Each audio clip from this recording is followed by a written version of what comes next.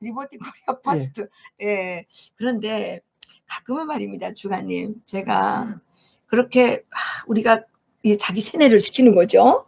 예. 어떤 자기 체면을 걸 때도 있지만 가끔은 우리는 정말 다시 살아날 수 있을까라는 어떤 그 막막한 생각이 들 때가 있습니다. 왜 그러냐면 6.25 전쟁 말씀하셨는데 6.25 전쟁 때는 그래도 우리를 지도할 아주 탁월한 정치가 그 이승만 대통령이 계셨단 말이에요. 이분은 자유민주주의 시장경제 체제에 대해서 아주 확실한 신념을 갖고 계셨고 어떤 지략도 뛰어나셨어요. 그죠? 미국을 쥐락펴락하시면서 예, 그렇게 하셨는데 그런 분이 계셨고 그리고 또 이 농지개혁이라든가 이런 걸 통해서 어떤 자유의 그 국민으로서의 이거를 느낀 국민들이 싸워야 되겠다는 어떤 의지가 있었단 말입니다. 그런데 지금은 대깨문들이 너무 많고 우리의 지도자라고 등극한 저 문재인은 완전히 뭐 우리 편이 아니라 아니 문재인은 선진국은 공무원이 될 수 없는 사람이에요. 아니 그러니까 선진국에서는. 지금 완전히 반대편에 가가지고 대통령이 아니라 공무원이 될 수 없는 인간이네. 이렇게 가고 있으니까 야, 우리는 정말 이 싸움에서 이길 수 있을까?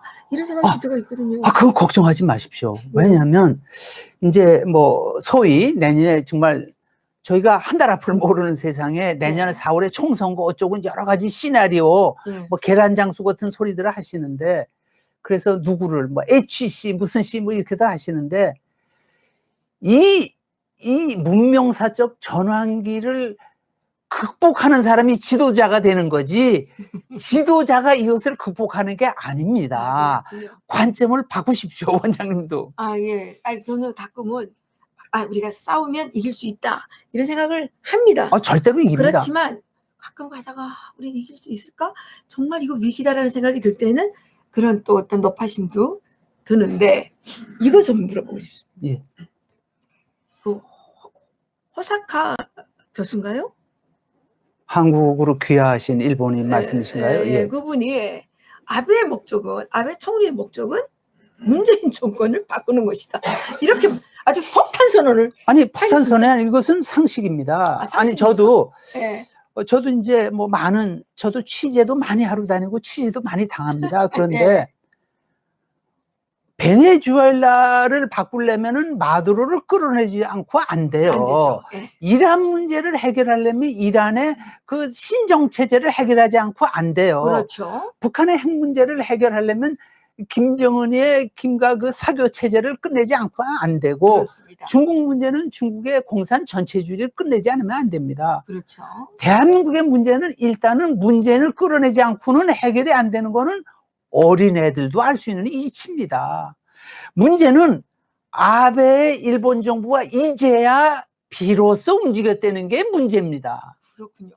그런데 정말 이런 말 하기가 참 한데 대한민국의 보수라 그러면서 또 문재인 편에 서가지고 막 이러는 사람들이 있어요. 나 이런 너무 안타깝더라고요, 이게. 사기꾼이 내가 사기꾼이다 하는 놈 보셨어요? 뭐가 보수입니까? 사기꾼들이죠. 저는 그렇게 봐요. 뭐 이제 편하게 말씀을 드리는데 우선 공부를 안 하잖아요. 제가 전에도 말씀드렸지만 일본의 경쟁에서 이기는 거 아주 간단합니다. 일본을 극복하고 일본이 이기는 방법이 정말 돈 안 들고 쉬워요. 뭐냐면 일본은 대학을 졸업하려면 최소한 한자를 2200자를 알아야 돼요. 한자를 2200자 아는 사람과 자기 이름도 못 쓰는 사람의 지력의 차이는 비교 자체가 안 돼요. 한국이 일본을 이기고 싶으면 대학 졸업 때까지 한자를 일본보다 30%만 더 가르쳐 보세요. 10년 후에는 저희가 절대로 더 앞에 나가 있고 노벨상이 쏟아지기 시작합니다. 그렇군요. 그러니까 아베 총리의 그 목표가 우리 태극기를 들고 싸우는 또 청와대 앞에서 정강훈 목사님께서 문재인 하야하라 이렇게 지금 단식 릴레이 시위를 하고 계시지 않습니까? 이 모든 사람들의 목표는 같군요. 저희 그 태극기 운동은 이건 그 대한민국의 역사가 아니라 그 문명사에 남는 아주 빛나는 활동입니다. 정말 비폭력? 정말 그 빛나는 활동입니다. 항쟁으로서 예, 예, 그래서 이것은 남을 것 같습니다. 문명사에서 그러니까 20세기 될 때까지 그 서구 문명적 모든 그 제도와 이걸 없던 나라가 20세기 후반에 근대화를 시작해서 물질적 근대화는 물론 그걸 토대로 돼서 우여곡절 끝에 정치적 근대화에 성공하는 위대한 기록의 마지막 장면으로 저는 이해를 합니다. 예. 그 홍콩에서 드디어 그 무슨 목소리가 나온지 아십니까? 저희가 저기 작년에 중국이 계속 북한 탈북자들을 강제 북송시키지 않습니까? 양안 쪽으로. 예. 그래서 중국이 지금 그 유엔의 인권이사회 이사국이에요. 그 그래서 이상한 나라 많이 들어 있습니다. 그래서 거기에. 야 너네 이런 이사국이 이게 가능하냐? 이게 너무 웃기지 않냐? 이사국에서 빼야 된다. 이렇게 막 저희들이 주장을 했는데 예. 드디어 홍콩에서 중국의 야만적인 그 반인도주의죠. 반인도적 이 행위를 들어서 유엔의 인권이사국에서 제외시켜야 된다. 이런 목소리가 나오기 시작했습니다. 저는 그 이제 한국에 계신 분들한테 말씀드리고 싶은데 그 국내에서 쫀쫀하게 내가 어디에 취직하면은 먹고 사느냐 이런 걸 떠나서 문명사의 흐름에 타서 그걸 보면서 알면서 즐기면서 이렇게 발전해 나가는 그런 여유를 갖기를 바라요. 왜 젊은 사람들이 그 자기 수입에 매달립니까? 저희도 제가 예전에 군대 생활 처음에 소대장을 할 때 제 한 달 월급은 한 달 하숙비도 안 됐습니다. 이거 대한민국 국군의 역사입니다. 제가 1970년에 임관을 하는데 1970년에 제 소위 봉급은 제가 부대 근처에 하숙을 얻어서 한 달 하숙비가 안 됐어요. 그런데 우리는 먹고 사는 걸 걱정 않고 우리가 선진국 되는 것만 생각하고 눈 뜨고 보니까 어느 날 자가용을 다 가졌더라고요. 젊은 사람들은 열심히 살면 먹는 게 다 해결됩니다. 그럼요. 젊은 사람들이 왜 제가 한국에만 죽을 보니까 때까지 먹는 걱정을 해요? 여기 사람들이 북한 사람도 아닌데 예. 왜 그런지 모르겠어요. 북한은 열심히 일해도 굶어 죽는단 말이에요. 근데 나 한국에 와서 보니까 여기가 북한보다 좋은 게 딱 한 가지예요. 뭐냐면 여기 열심히 일하면 밥 먹고 산다. 예, 그 감동정이가 읽었습니다. 보험 하신 거 읽었는데요. 여기 정말 아니 저는 어떤 나라가 좋은 나라냐 물어보면 열심히 일하면 밥 먹고 사는 나라. 저는요, 제 목표는 노인들도 일해서 자기가 벌어먹고 살아라 이거예요. 맞아요. 멀쩡한 사람들이. 맞아요. 왜 멀쩡한 사람들이 아니 젊은 사람들이 내는 세금으로 공짜로 지하철 탈 생각을 해요. 일본은 그렇습니다. 이것이 대한민국이 지금 이렇게 된 원인이에요. 네. 아니 멀쩡한 노인들이 일을 하라고요. 근데 아니 왜 놀고 먹으려고 그래요? 한국 사람들이 좀 공짜를 좋아하는 것 같아요. 아니 전 세계 다 좋아해요. 아이고 다 공짜 좋아하지- 싫다는 사람이 다 어디 있어요? 좋아하지만 특히 좋아하지 않는. 왜냐하면 우리나라 속담에 보면요, 그 공짜라 그러면 양재물도 마신다.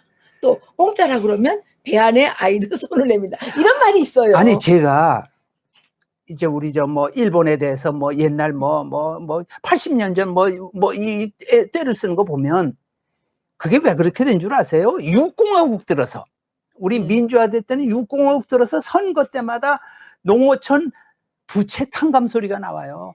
세상에 어떤 놈은 열심히 일하고 어떤 놈은 자기가 잘못했지 놀아서 부채가 생긴 걸 어떻게 세금으로 탕감해 줍니까? 자기 국민들한테 세금 낸 걸 뺏어서 게으르고 실패한 사람들의 부채를 탕감해 준다는 사람들이 확대된 것이 일본한테 돈 더 달라 돈 더 달라. 틀립니까? 그렇죠. 아니 그런데 또 그 대통령의 발상 중에 진짜 이상한 게 잘못은 지가 해놓고 무슨 자력갱생을 하겠다 그래요. 아니 그러니까 국제사회에서 선진국 기준으로 어떤 경우에도 공직에 취할 수 없는, 공직에 앉을 수 없는 사람들이 대한민국에는 지금 뭐 저희 청와대를 하이제킹 했으니까 한국의 요직과 또는 국회, 선출직인 국회에 도저히 이런 근대 국민과 대의제 민주주의 정치 제도에서 있을 수 없는, 공직에 도저히 취임할 수 없는 사람들이 꽉 차 있다고요.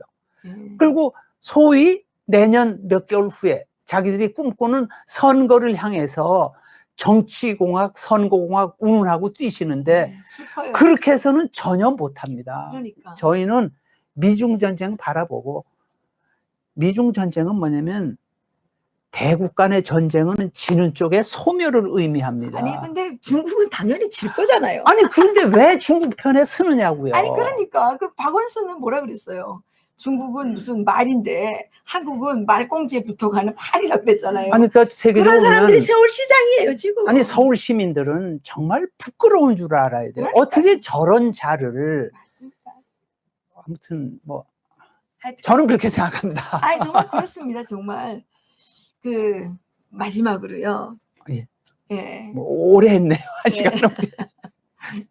그 이번에 이 지금 아베 총리가 예.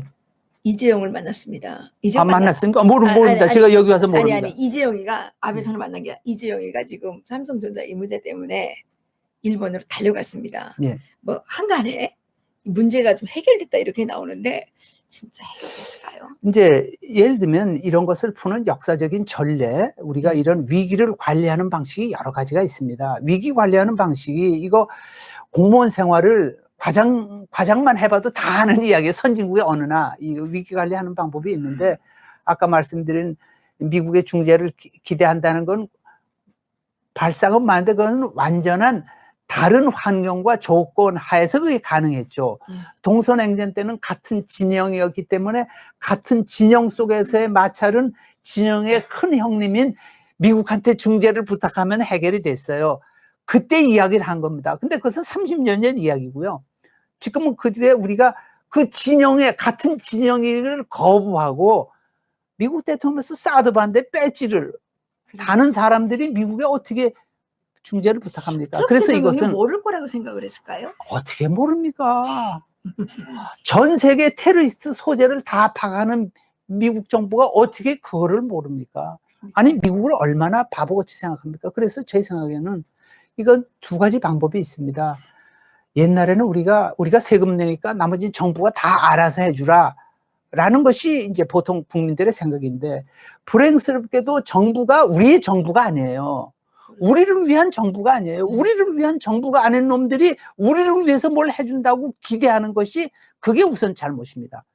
우리는 우리 스스로, 자유민은 자기 자유민으로 스스로의 자구책을 강구해야 됩니다. 일본에 저희가 그래서 이제 이런 신문을 만들고 하는 것이 일본에 많은 우리의 동지가 될 수 있는 사람들이 있어요. 아, 예. 수많은. 예를 들어서 20세기 전반의 아우슈비츠보다 21세기의 위그르의 그 캠프가 예. 말도 못하게 악독하거든요. 예. 그러니까 중국에서 팔리는 그 수많은 인체 장기, 생생한 거는 전부 위그르 사람들 죽여서 빼내는 거 아니에요. 아, 예. 이런 것을 야만. 그러니까 이 미중 전쟁에서 가장 높은 차원의 투쟁에 우리 국민들의 자유인들이 그 투쟁을 하면 우리의 편이 전 세계에 생깁니다. 그럼 전 세계 대한민국에 우리의 편이 자유민의 편이 생기면 미국은 우리 자유민을 덮습니다. 예. 일본 정부도 저희를 덮습니다. 예. 저는 이게 지름길이라고 생각합니다. 아, 예.